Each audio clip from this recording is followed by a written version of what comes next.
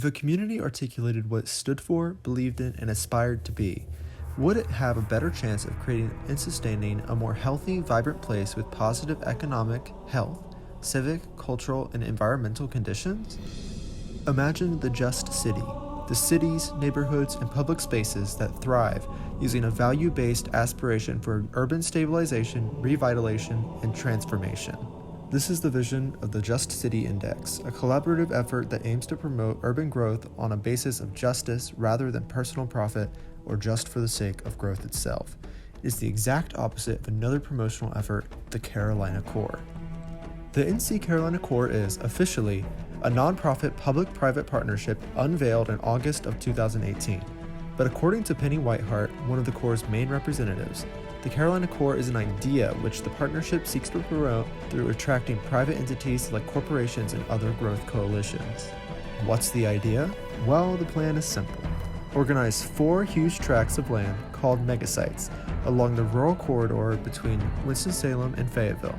Then attract manufacturing companies to move in and invest in these megasites, creating new urban growth in otherwise less used areas. The partnership is headed by Stan Kelly, a graduate of NC State who found wealth as Executive Vice President in the Wells Fargo Corporation. This video essay will attempt to reconcile Stan Kelly's vision of the Carolina Core with the vision of the Just City Index, informed by works from Suzanne Feinstein, Doreen Massey, and more, all in order to answer 2 crucial questions.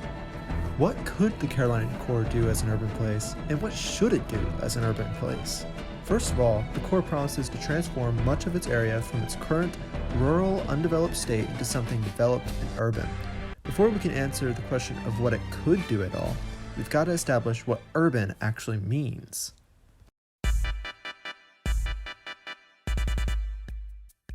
Let's start with the easier part of the question, a place.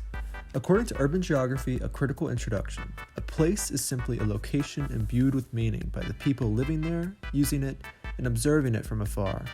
As for urban, the book City Worlds by John Allen, Doreen Massey, and Steve Pyle characterizes the urban city as a dynamic, open intensity. In short, intensity is the result of what happens when large numbers of people are brought together.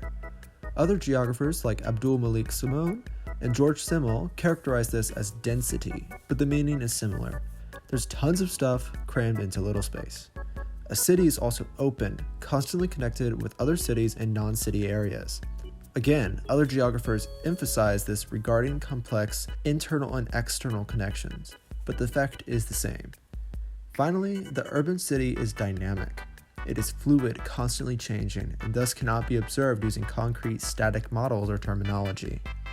Thus, a city is inherently spatial. Its very definition as a dynamic, open intensity relies on space as a comparative force, since all 3 factors rely on the relative undynamic, unopen, and unintense definition of a place that is not urban, the rural countryside, just like the area defined by the Carolina Core.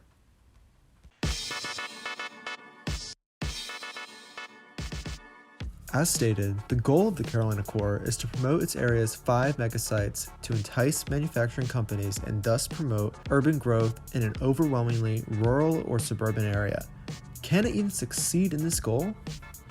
No. But let's go through all the ways the Core aims to accomplish its goal of urban growth through the enticement of manufacturing corporations anyways. First, they want to attract stakeholders and advertise the crap out of those dang megasites. And hey, I'll give credit where it's due. They've done a great job of organizing a ton of partners, from smaller growth coalitions to huge real estate companies.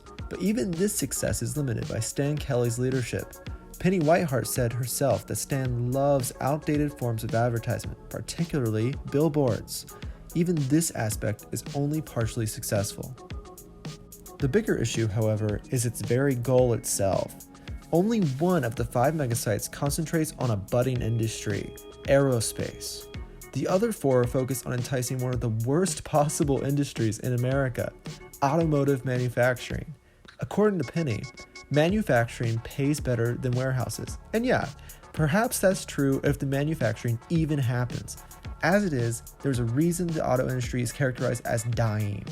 And Penny, she's not stupid. She knows that this is a problem. When asked about NAFTA, she brushed it off, saying, "Oh, we came out here on the downside of global trade, but at least underwear is cheaper." And even worse, when an entire class full of young college students pointed out that the auto industry is about the worst thing one could invest in America specifically, she was just like, "Well, manufacturers can shift to public transportation or electric cars or another budding industry, and infrastructure will already be built for that shift. But girl, the problem is that they aren't even gonna come and set up here to begin with."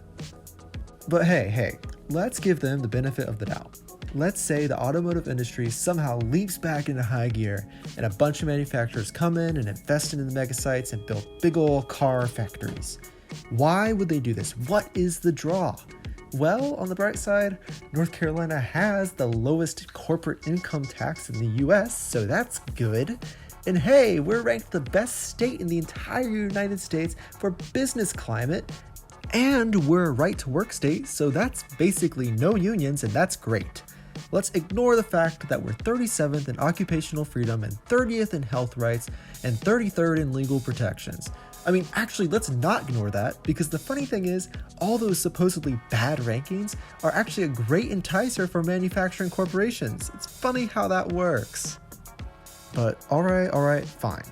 Even if North Carolina isn't the best place for workers' rights or whatever, at least the Carolina Core will promote some good urban growth, right? This could be a chance to create more jobs, more housing. Housing is a major problem. There's tons of people with inadequate or no housing at all. Well, regarding housing inequality, Penny Whiteheart did say that some might be unhappy, but most have options. Yeah, it's not looking too good. If it's successful though, who could benefit from the Carolina Core? Well, corporations would certainly profit, and the manufacturers that move in would gain more control and infrastructure and power over local governments and people. Even though it's a nonprofit organization, the promoters of the core itself would certainly profit heavily from the success of big businesses in the area, especially realtors and bankers. And what of, the people, civic society, urban justice, as the Justice Index might put it? It'll certainly make new jobs and promote new real estate development, including new housing, and it'll build new infrastructure. But in doing so, consider the fact that Carolina Core's entire goal is to replicate and facilitate the very processes which Suzanne Feinstein criticizes. The new development will be unequal and will be uneven regardless of its success, which I again stress that the core will not be successful. As Penny says, the core is just an idea that they made up. It's not real. It's like the Roman Republic, when it too was a dying husk of an industry. It is nothing, a mere name without body or form. And in all likelihood, the Carolina Core will stay that way forever.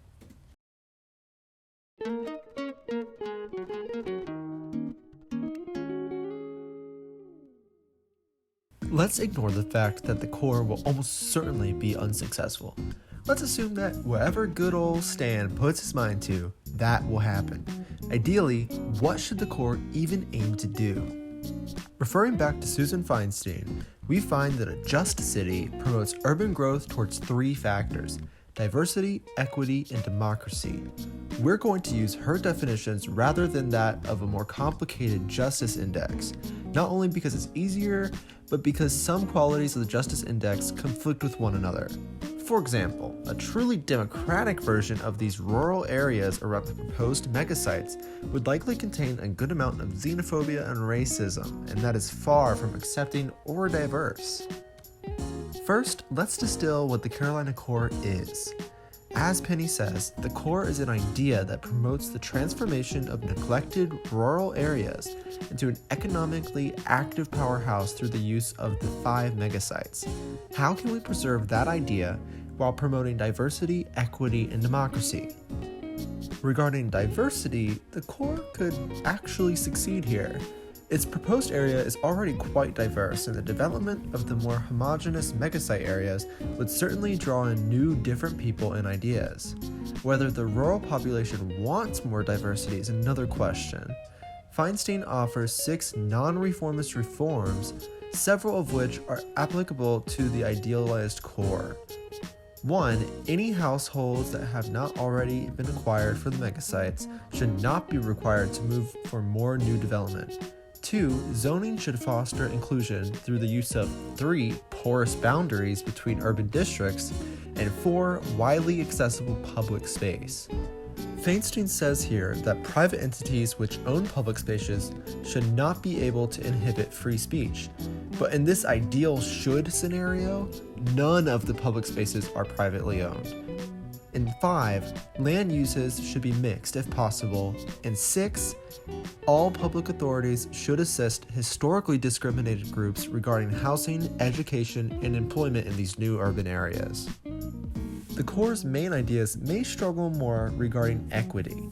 As already noted, the very process which creates new jobs, infrastructure, and development are inherently unequal. But there are other ways to ensure equity in development, again provided by Susan Feinstein. 1. All housing development in the megasite towns must provide units for below median income. 2. Any development program developed out of the core initiative should prioritize the interest of employees and small businesses rather than huge corporations. And commercial development in general should facilitate independent, cooperatively owned businesses like worker co-ops. 3. Public transit should also be prioritized, particularly for the new low-income residents. And 4. The planning of the megasite towns must not disproportionately profit the corporations and wealthy business-like people that the core is currently focused upon. And finally, democracy. Herein lies the problem with the core, as already noted. True democracy may clash with the furtherance of diversity and even inequity. But nonetheless, there are methods to ensure the furtherance of democracy in the core. 1. Groups that are unable to participate directly in planning and executing the core's projects must be represented by advocates in some form or another. 2. Any plans should consult those already living there, especially regarding those outside the megasites. The megasite areas themselves have already been purchased and prepared for new development. But 3.